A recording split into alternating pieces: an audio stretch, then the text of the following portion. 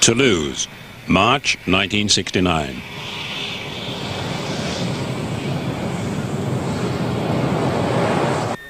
À Concorde, ici Blagnac Airport, autorisé décoller, vent au sol 320 degrés, 3 nœuds.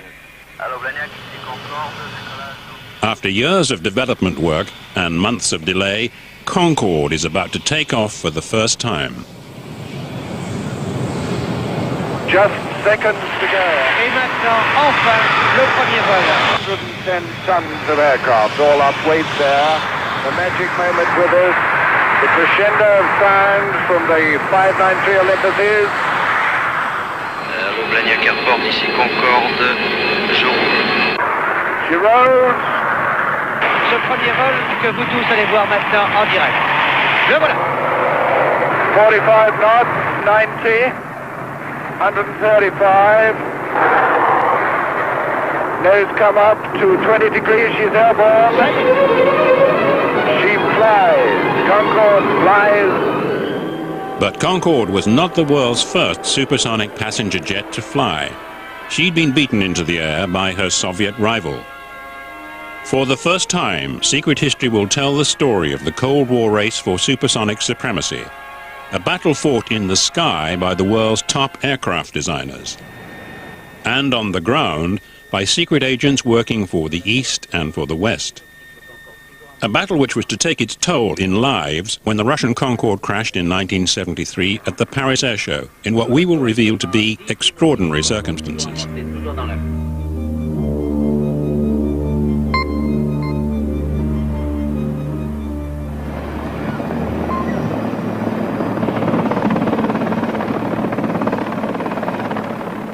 The race to build the world's first supersonic passenger jet began in 1961, when President Khrushchev, flushed with success from recent triumphs in the space race, heard news reports of early development work on Concorde.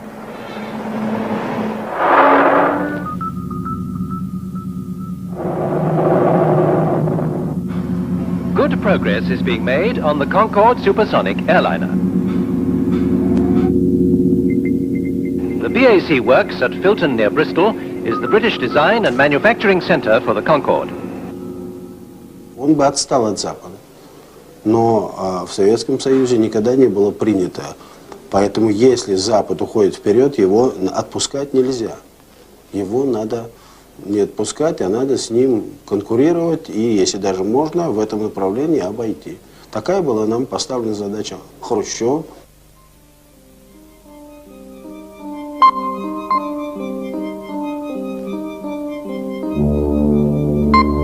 Deep in the heart of the Soviet Union, senior engineers from the Tupolev Design Bureau met in secret. Design blueprints for a Russian Concorde, called the Tu-144, were drafted and discussed. Khrushchev had appointed his favorite aircraft engineer, Andrei Tupolev, as the chief designer.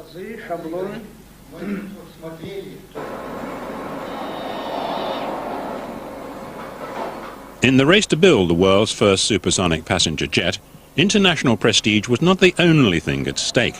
The market for supersonic travel was estimated to be worth billions of dollars.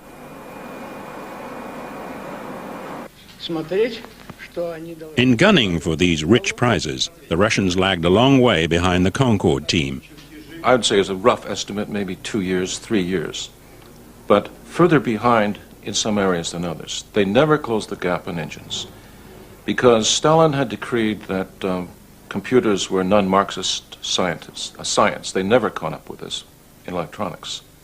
When it comes down to civil aircraft, airliners, they were at a great handicap because their main experience of airplanes was building aircraft for war.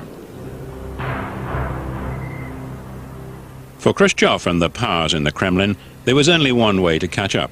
They needed to get hold of Concorde's blueprints. The Soviet Union would have to cheat to win.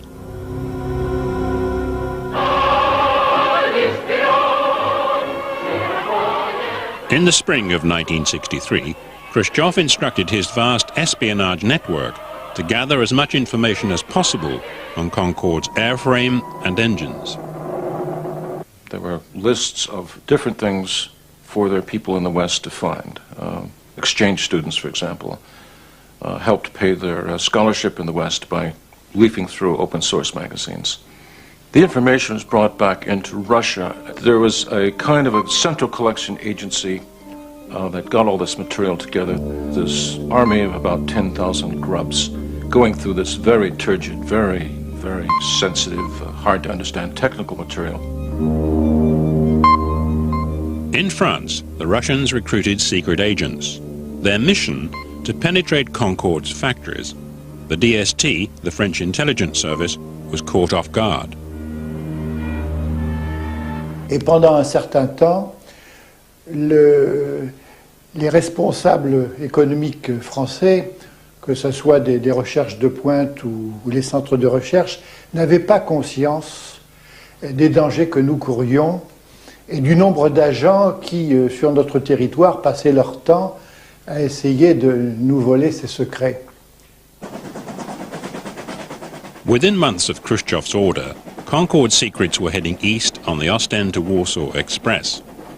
As French counterintelligence were to discover in a later surveillance operation, Russian agents transferred the intelligence to microfilm. Then the couriers hid it behind grills, in towel dispensers, and in waste paper bins, cigar tins, and toothpaste tubes.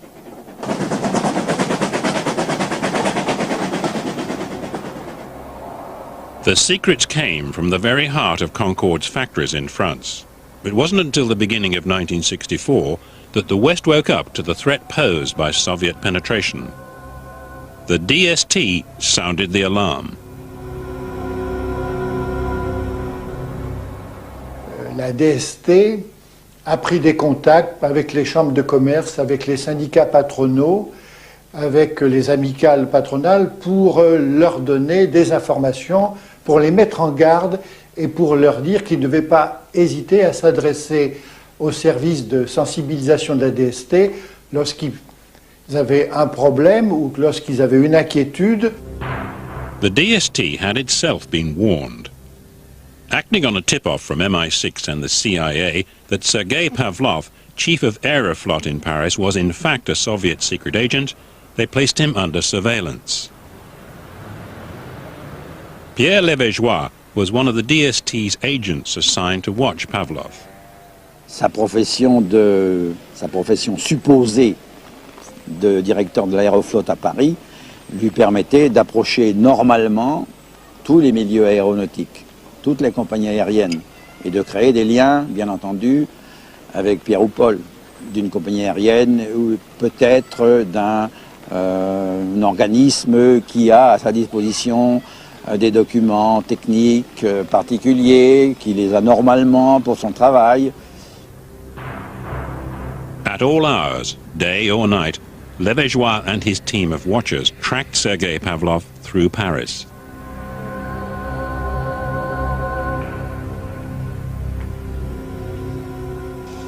On suit, on écoute, et petit à petit, on recueille des éléments qui prouvent qu'on est sur la bonne voie ou qui prouvent qu'on est sur la mauvaise voie.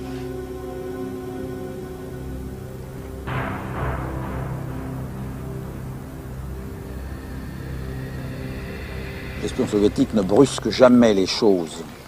Il est très psychologue, il a sûrement fait des études pour ça. On dispose de plusieurs fonctionnaires dans des situations normales aux alentours, qui ne bougent pas. L'apparition des femmes dans le service a beaucoup aidé dans ce domaine parce qu'on a l'air moins bête avec une fille au bras que d'être tout seul. Et eh bien, on constate simplement. On one of his forays, Pavlov approached an airport worker at Le Bourget to obtain tire scrapings off the runway from Concorde testbed aircraft. With his guilt established, the DST played cat and mouse. They used the unsuspecting Pavlov to confuse the Russians. They fed him false intelligence. They brewed up in their laboratories, apparently, this marvelous rubber compound, something like bubble gum, previously unknown in the annals of industrial chemistry, and gave this to the Frenchman to pass on to his Soviet contact. And I've always had this picture of these poor Soviets out there in the steppes trying to reproduce this bubble gum and try to turn it into large tires for their SST and completely failing and being rather severely punished by their administrators and the entire system for their inability to make this stuff work. Pavlov had served his purpose for the DST. It was time to spring a trap. On the 1st of February 1965, he was due to meet a contact for lunch at La Flambée, a restaurant in the center of Paris.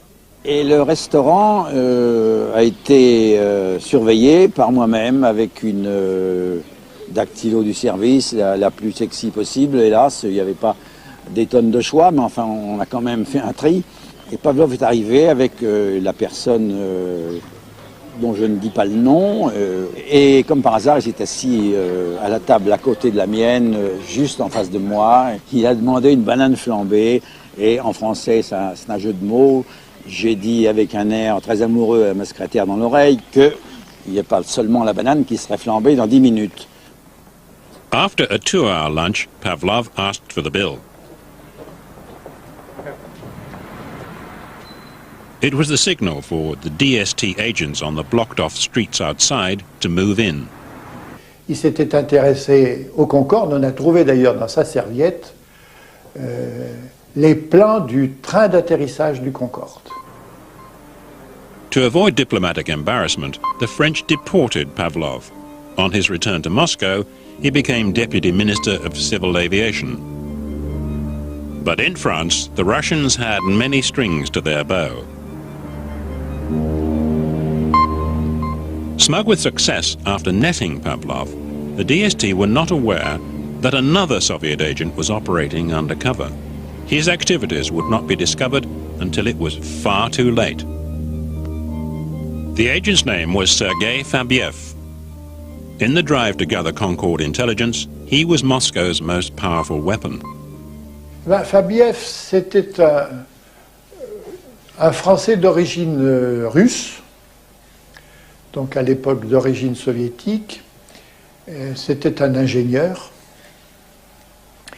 et qui finalement a été contacté par un officier traitant du GRU, service de renseignement militaire, et qui avait constitué un véritable réseau d'espionnage au bénéfice du GRU.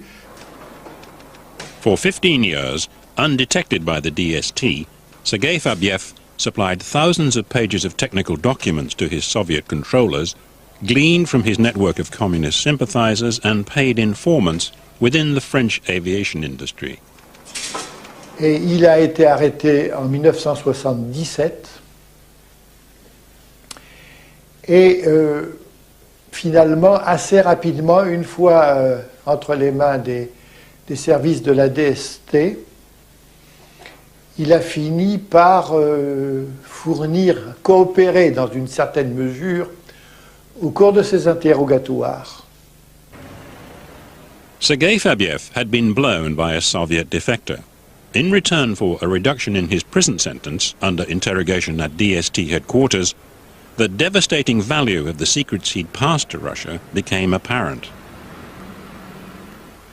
Car les agents qui se trouvent sur notre territoire correspondaient avec la centrale au service duquel il s'était placé par ce qu'on appelait des espèces d'émissions flash.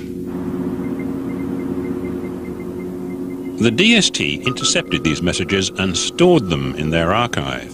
But without knowing Fabiev's transmission code, they couldn't decipher them. During his interrogation, Fabiev revealed his secret code, enabling the French to read the stored messages.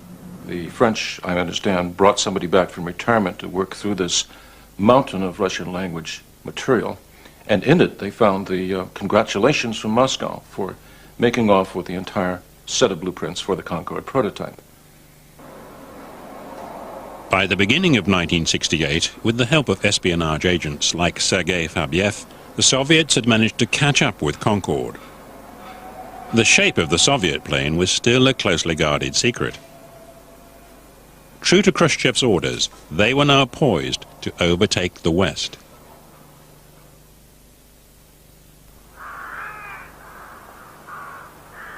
By the summer of 1968, the Soviet prototype was almost ready to fly. Мы знали, что вот полет Конкорда намечен там на март-февраль 1969 года. И мы поэтому знали точно, что мы должны взлететь в 1968. As 1968 drew to a close, the Russians pulled out all the stops. Как раз дни, которые мы проводили перед первым вылетом, это была очень напряженная работа. Я лично не выходил с нашей летно-испытательной базы в течение 7 дней. У меня были, так сказать, сроки работы иногда до 48 часов. On the 31st of December 1968, from the dark confines of its secret hangar, the Tu-144 emerged for its first flight.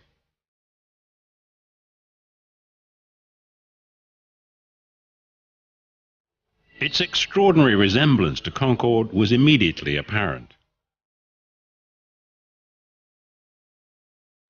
There was no public announcement. If anything went wrong, the Soviets could deny the flight had ever taken place. A small crowd of people, including Andrei Tupolev and his son Alexei, gathered on the runway to watch.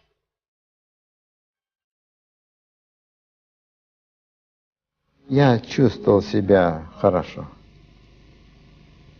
Отец чувствовал себя хорошо. Он был уверен, что в первом полете ничего не произойдет. Это передавалось нам, непосредственным исполнителям его воли.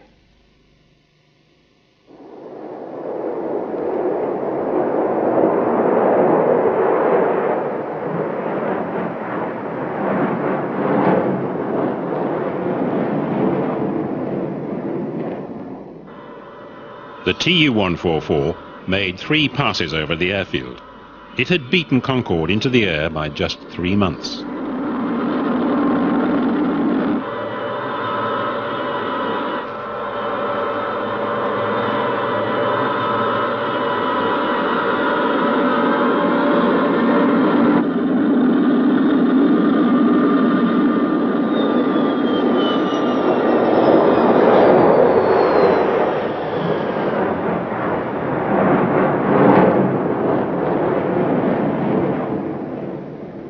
To be the first, just when you run on the sprint. If you win 1/10 of a second, you will be world champion. So we are first in the world, supersonic. Passenger. First. The Soviets flashed pictures of their triumph around the world. Western designers were appalled by the resemblance to Concorde. The media were quick to name it Concordski.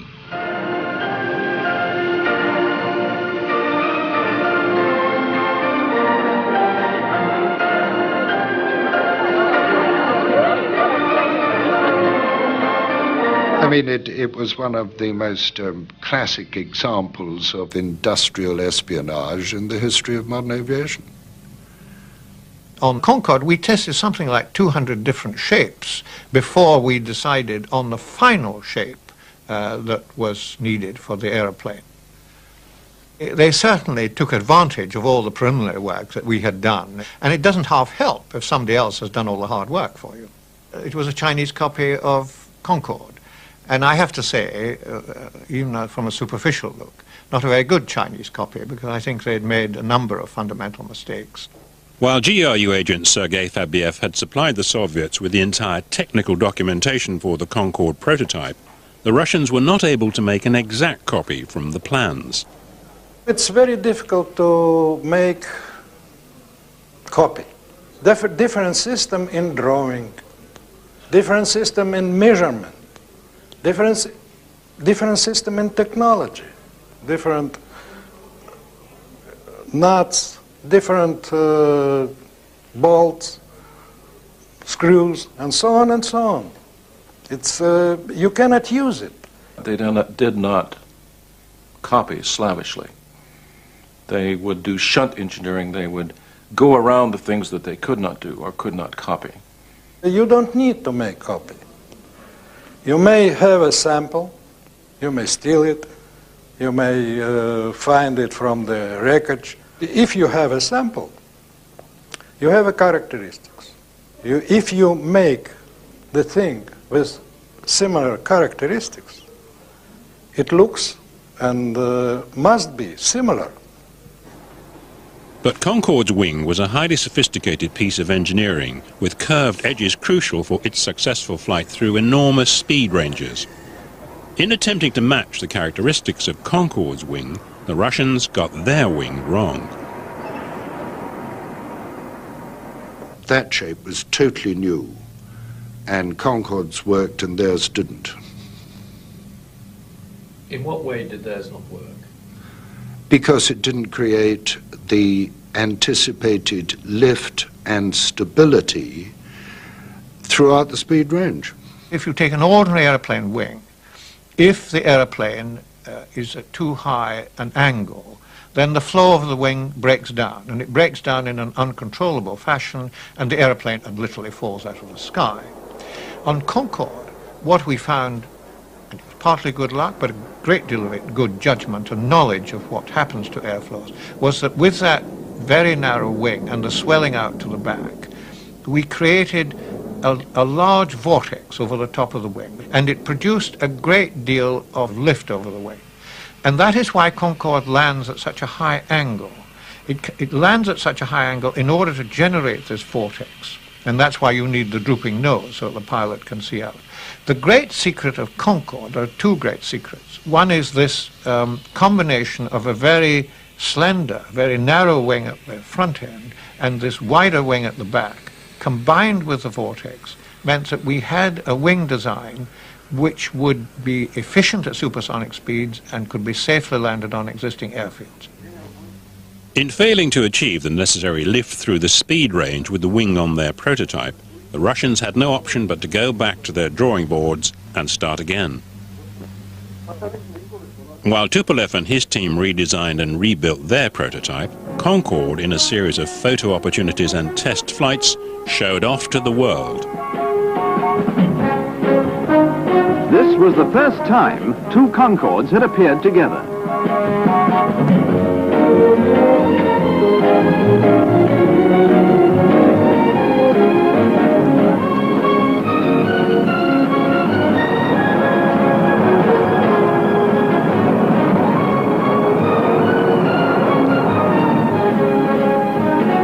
Split-second timing of the display and the immaculate flying by the two crews aroused immense enthusiasm.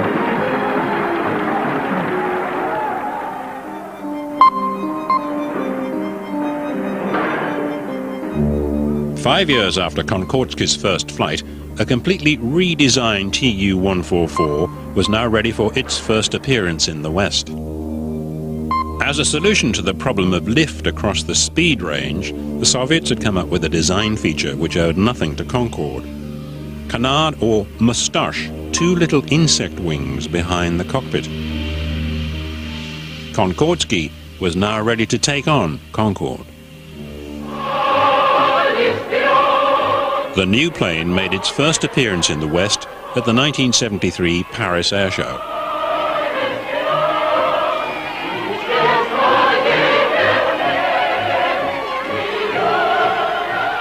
There was earnest consternation at the FAA in Washington. Are the Russians going to run away with the supersonic transport market?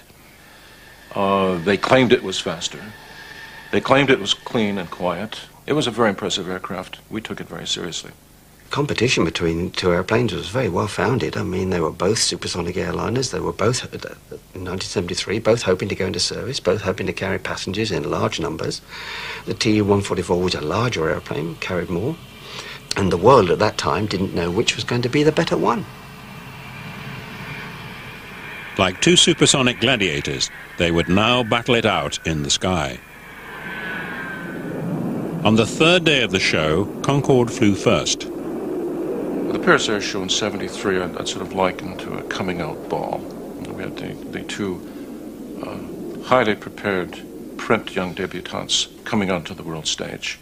It was a crucial time for the French and British. This was a symbol of Anglo-French cooperation with very dramatic political overtones, the sense that we are entering the EEC, the French are embracing the British. There's just a great deal of interest and excitement.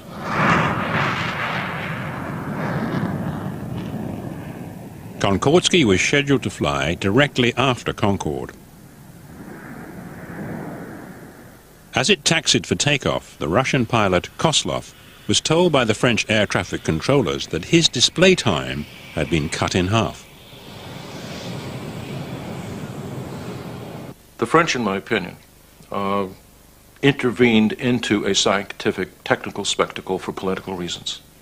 This was a major piece of French prestige and honor. I think they simply wanted to showcase their bird. They wanted to show it off to the world and to push the Russians in the background. André Turcar and his chief mechanic watched the Tu-144's display. Nous avons vu de très près toute l'évolution, toute la présentation de l'avion, qui, je dois dire, a été très bien faite. En particulier un virage de 360 degrés au-dessus de la piste, à bonne inclinaison, qui était d'une régularité parfaite. Après ce dernier passage, ils ont fait une montée assez forte, mais très raisonnable. John Farley and his co-pilot Andy Jones were also watching. Because there was no cloud, it could go up and up and up, and I don't know, 3,500, 4,000 feet, this thing was just going up, looking at it as we were, and going away from us like this. And then suddenly, it just very abruptly leveled off. I mean, really violently. And it is something that you never see big aeroplanes do, really violently change their pitch attitude. And both Andy and I went, oh.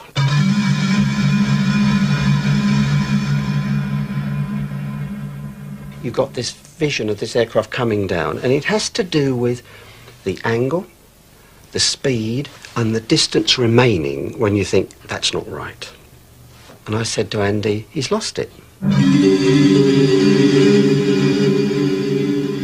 And at that point, with the aircraft still fairly well up, probably, I don't know, 1,500 feet or a bit less, it started to break up and had clearly been overstressed.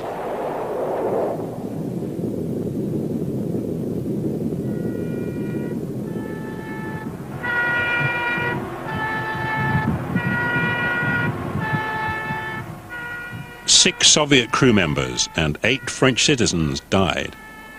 One little boy playing in front of his home was decapitated by a piece of flying debris.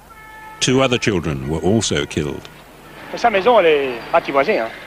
Mes enfants, ils étaient sur le talus. Et puis j'avais mon autre petite fille qui était dans la maison. J'en ai 3 qui étaient sur le talus. Ils sont blessés. J'ai ma belle-fille qui est blessée, mon petit garçon qui est blessé, puis ma belle-fille.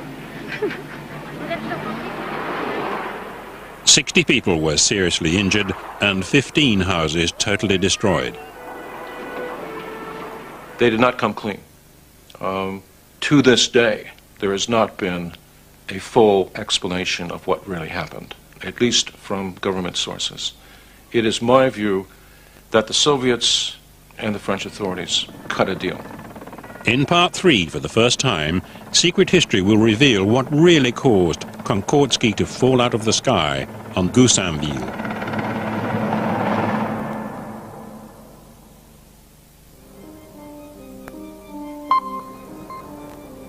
One year after Konkordsky crashed at Le Bourget, the French and Soviet governments issued a surprisingly short statement. They concluded that it was impossible to determine what had caused the plane to crash. To this day, the Commission of Inquiry's report into the accident remains secret. Among other mysteries, the black box had apparently been destroyed in the accident. I've never heard of a black box being destroyed. You have an aircraft that has broken up in the sky. And it's just like throwing things out from 1,000 feet up. They just fall down. It's not like the aircraft plunging in one piece at 400 miles an hour straight into the ground, you know, when you could believe that recorders and so on get badly damaged in the bottom of the crater. Nearly 25 years after the event, it's now possible to reveal what caused the Tu-144 to crash on Goussainville.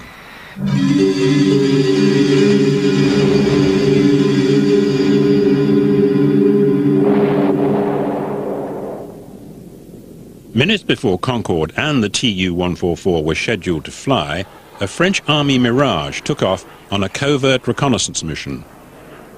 A surprising departure, since at international air shows, competing pilots expect to have the skies to themselves.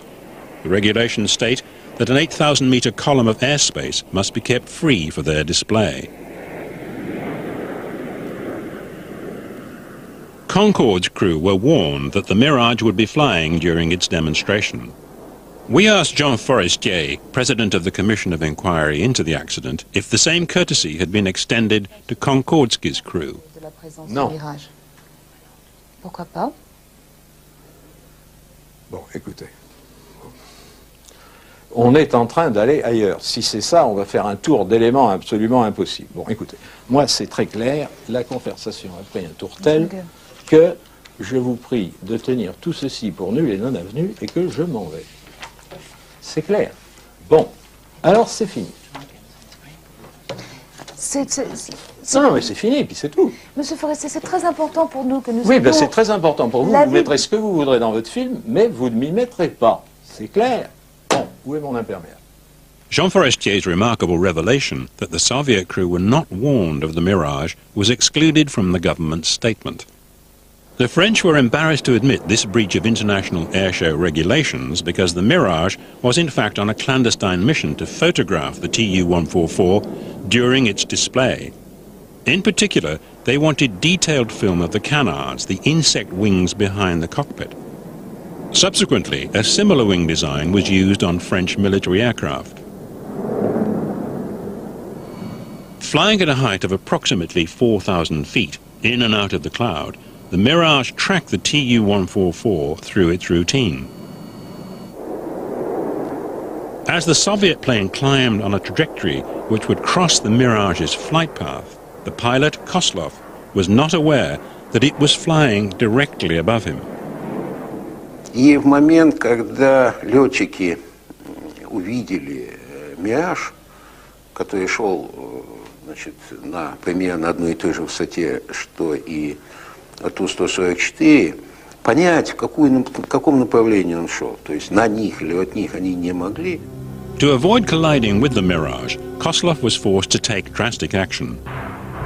He pitched the plane violently downwards, causing gravitational forces of -1g, known in pilot's jargon as a bunt. And we talked to the Russian ground crew immediately after the accident, and they all said, as did a Rolls-Royce chap who was familiar with their engine, they all said, well, the engines would not have taken that bunt. Now, what they meant by that was that compressors would probably have surged. This means that you lose thrust. The rotating machinery at the front of the engine, which is generating the pressure before it gets to the combustion chamber where you burn the fuel, that will have stalled. It's purely aerodynamic, and it would have stalled. So he had 1, 2, maybe even all 3 or 4 of his engines misbehaving now, so he's level. And you can almost see the question mark over the top of the aeroplane, you know, as it's going along level. At a height of 4,000 feet, Koslov had just one option, to put the plane into a steep kamikaze dive in an attempt to windmill start his engines. So he's got to lower the nose, quickly get some speed up, get these engines blowing around, and then go through a few checklists, turn on the fuel, turn on the ignition, and so on. And I suspect that he did this and was completely preoccupied with it, probably got 1, 2, maybe even all of them going again, and suddenly thought, oh, look at the height, you see.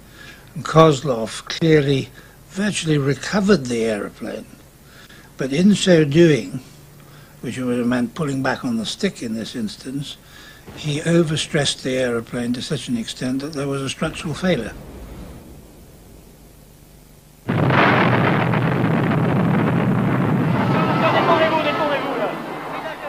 Secret History's investigations have revealed that the French and Soviet governments colluded to cover up the cause of the crash. With 8 French citizens killed on the ground, the French government did not want the world to know that the Mirage jet, in the course of its covert mission, was the precipitating cause of the accident. The official statement failed to explain why the Mirage was flying in the Tu-144's airspace. Claiming there was no real risk of a collision between the two aircraft, it implied human error on the part of the Soviet pilot. Jean Forestier returned to defend the statement. Le communiqué officiel, excusez-moi, et je reprendrai les termes du communiqué officiel, parce que je n'ai pas envie de m'égarer, bien que l'enquête ait établi qu'il n'existait aucun risque réel de collision entre les deux appareils, le pilote soviétique est susceptible d'avoir été surpris. But the official statement concealed crucial evidence which proved that far from overreacting, the Soviet pilot was forced to take evasive action. Krupyansky, a member of the Russian accident investigation team, has agreed to break ranks. Ну, комиссии ведь как обычно происходит, аварийная комиссия. Собирают все останки, пытаются выкладывать самолет на какой-то площадке, понять, где произошло разрушение, как оно происходило. Вот мы этим вопросом занимались. А параллельно, значит, занималась другая комиссия, летная. И там были представлены фотографии с «Миража». Потом было радиолокационное поле представлено. Там тоже было видно сближение. In Moscow, the authorities also had reason to collaborate in a cover-up. The Tu-144 had suffered a system failure at the top of its dive at -1G and structural failure at the bottom of its dive at 5G. Its rival would have survived a similar maneuver. In the case of Concorde, the limits were, in the positive G sense, 5 plus a margin, which I think brought it nearly up to 7. And certainly it was -1G and a bit. And all the structure and the systems were designed within that parameter of G.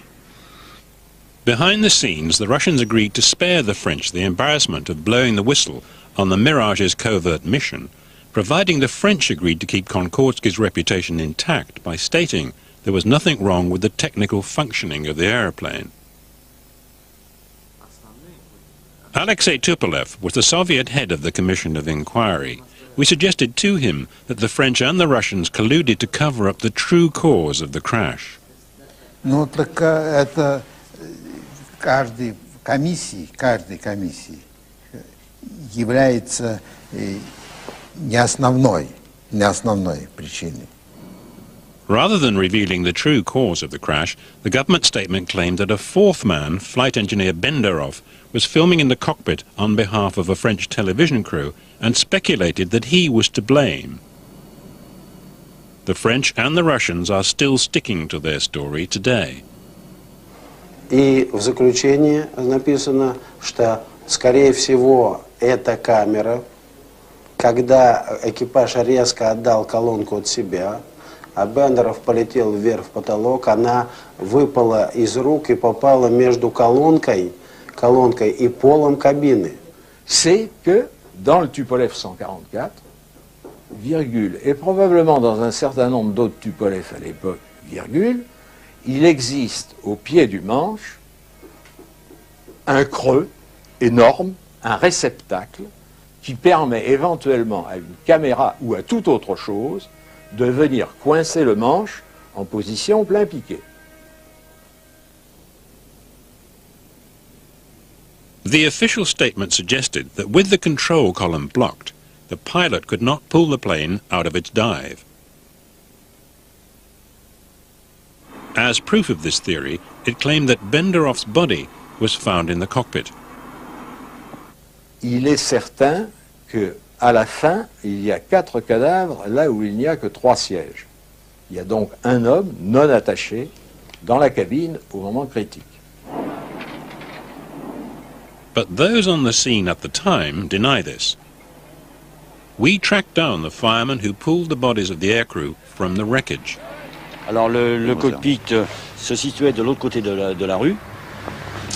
Et on a retrouvé le tableau de bord, le cockpit et les pilotes au même endroit, c'est-à-dire dans les décombres du pavillon. Je dis c'est que les morceaux qu'on a vus, hein. Même au niveau des pilotes, ils étaient plus entiers, hein. C'était que... Si vous voulez, pour vous donner une image, c'est un pavillon avec un étage qui existait, hein.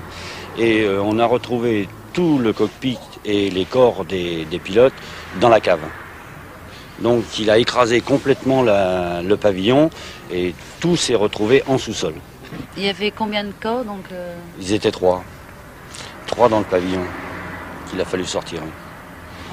Vous êtes bien sûr qu'il n'y avait pas un 4e corps Lorsque on a sorti les corps, on en a sorti 3.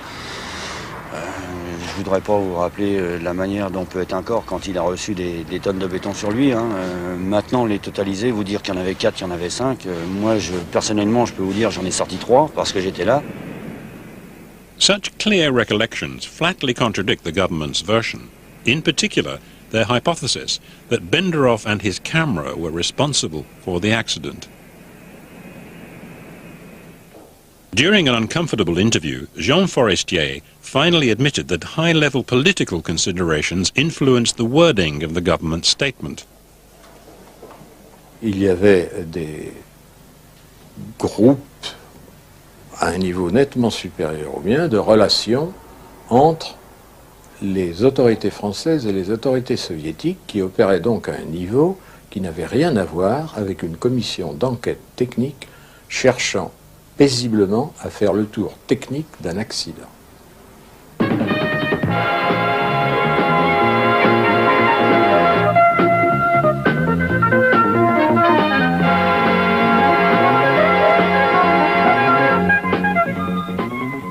In the race to enter commercial service, as the Russians struggled to come to terms with what had happened at the Paris Air Show, for the time being, the field was clear for Concorde. Back in 1967, when the plane was first rolled out, the British and French were supremely confident that over 200 Concordes would be sold to the world's airlines. At the ceremony, the majority of the Concorde customer airlines were represented by senior captains and stewardesses. Options taken on Concordes by the world's major airlines represent a potential sales value of hundreds of millions of pounds. Supersonic stewardesses in their varied and colourful uniforms. Most spectators agreed that this too was a beautiful sight. But this, of course, is what they'd really come to see, the Concorde. By 1973, the world's major airlines had not taken up their options to buy. Concorde was forced to go scouting around the world to drum up business. Here at Tehran, the passengers are headed by His Imperial Majesty the Shah of Iran, who had previously stated his country's interest in Concorde. Even at twice the speed of sound, there isn't a tremor to shake the composure or the hand of the supersonic steward. But neither the Shah nor the major world airlines bought the plane. Concorde took a long time to develop. I mean, the development of a subsonic aircraft is perhaps 2.5 years. Concorde took 11 or 12 years. And the world changed in that time. With the introduction of the 747, the mass market was where the big money was to be made, not from the jet set in a plane burdened by sonic booms. The environmental lobby became much stronger than it was in the 1950s, particularly in relation to sonic booms. And once it had been decided that the aircraft could not fly supersonically, even over desert lands, then that reduced an enormous slice of the market. Despite original projections of over 200 Concordes, just 16 were built. The calculations that had been made on the profitability of Concorde simply went out of the window, so that one was left in the end with the two national airlines as the only customers for the airplane. Konkordsky's future was even more uncertain. Andrei Tupolev did not live to see his plane crash at Paris. He died in 1972. Despite efforts to exonerate his plane from blame, to the powers in the Kremlin, its image had been tarnished.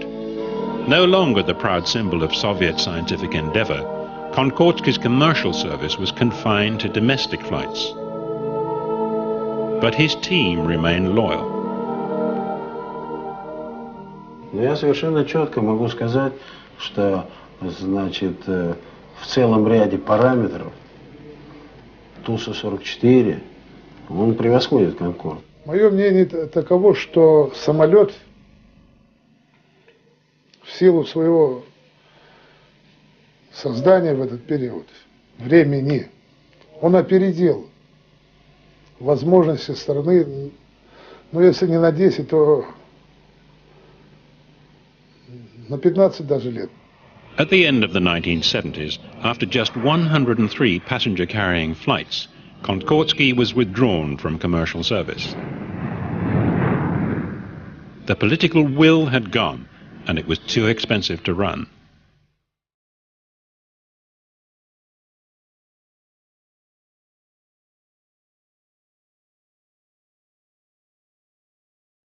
Of the 17 planes built, 3 survived for military flight tests. The rest became museum exhibits, rusting relics of the supersonic age.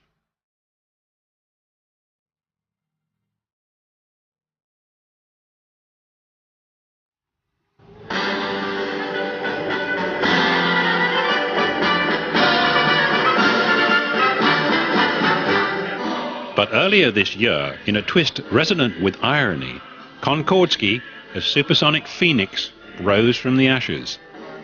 This is truly an historic occasion.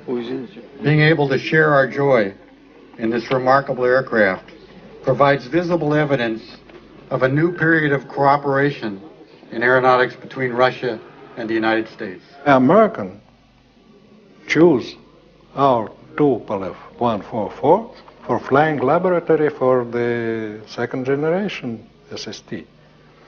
Because we can fly faster, we can fly higher. Well, the purpose of the project is to get technical data actually from in-flight measurements on an actual supersonic transport, very large supersonic transport.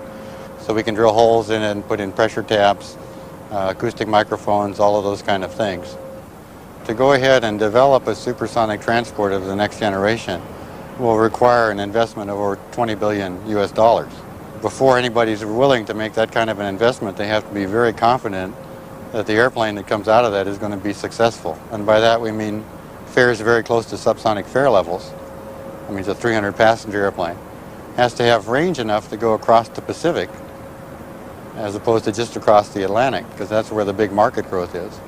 And has to do it and be environmentally compatible so that the noise levels are as quiet as today's subsonic airplanes, so that the emissions do not destroy any ozone, and so that sonic boom is restricted only to overwater operations.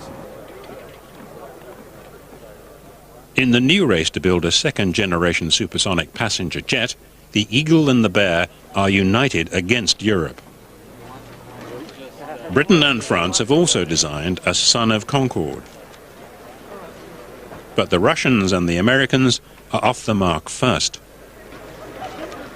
The problem is money. It would be hugely expensive. It would have to be bigger than Concorde to be successful.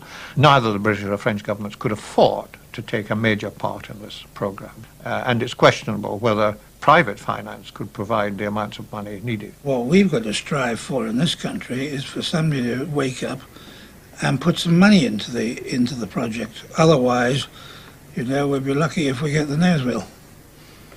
Okay. While the British and the French await funding, the Americans and the Russians are steaming ahead in the next phase of the supersonic age. The newly rebuilt Tupolev 144, part product of the Soviet Union's vast espionage networks, and the victim of French intrigue, is now fully kitted out with American flight test equipment. Within weeks, Concorde will fly again.